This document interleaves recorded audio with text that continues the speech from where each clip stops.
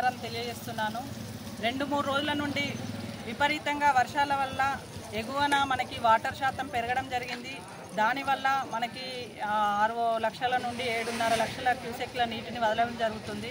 మన గోదావరి దగ్గర కూడా వాటరు పెరగడం జరిగింది.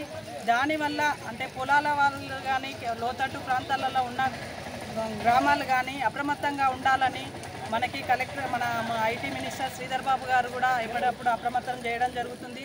ఇక్కడ మన అధికారులు కూడా అంటే పోలీసు మన మున్సిపల్ సిబ్బంది అందరూ కూడా పొద్దున్న నుండి ఇక్కడ పర్యవేక్షణ చేయడం జరుగుతుంది.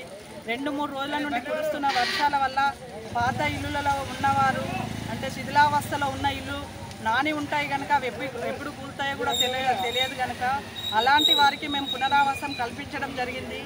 అలాంటి వారు ఎక్కడ ఉన్నా కానీ మాకు సమాచారం తెలియజేయవలసిందిగా కోరుతున్నాము. మన ఆర్డీఓ గారు కానీ మన పోలీస్ సిబ్బంది కానీ మా మున్సిపల్ సిబ్బంది కానీ పొద్దున్న నుండి ఇక్కడే పర్యవేక్షణలో ఉన్నారు.